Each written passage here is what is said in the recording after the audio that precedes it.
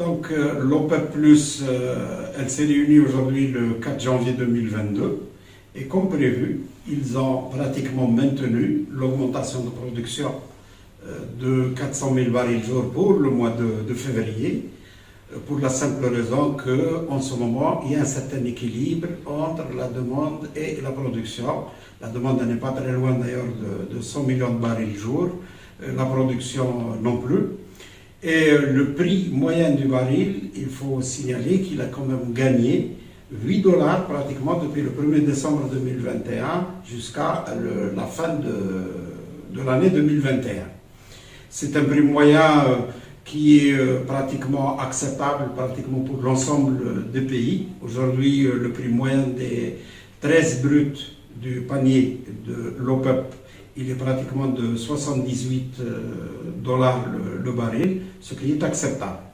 Il va probablement rester à ce niveau ou autour de 80 dollars au moins durant tout le premier trimestre 2022. Pourquoi?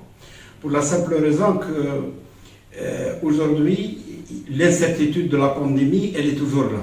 On ne sait pas encore ce qui va se passer réellement avec les impacts du Covid, c'est-à-dire du virus Omicron sur la mobilité. Ceci d'une part. Mais il y a toujours d'autres risques. Moi, je voudrais signaler quand même qu'il y a quand même un risque. Par exemple, le premier, il concerne une éventuelle modification des quotas de production de l'OPEP. Pourquoi?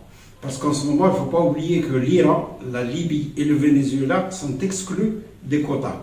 Ils ne sont pas tenus de respecter certains quotas parce qu'ils produisent au minimum de leur capacité pour des raisons d'embargo ou de situation interne au pays, comme c'est le cas de la Libye.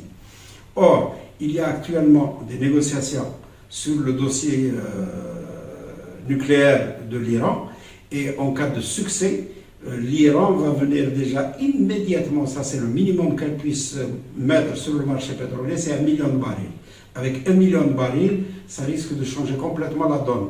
À ce moment-là, au sein de l'OPEP et de l'OPEP+, il va falloir obligatoirement pas changer de stratégie, mais répartir les quotas, négocier et veiller à ce que la cohésion qu'il y a au sein de l'OPEP dure. Si elle ne dure pas, c'est un risque pour le prix. Mais ça, on ne peut le voir qu'au-delà de 2, 3 mois, 4 mois.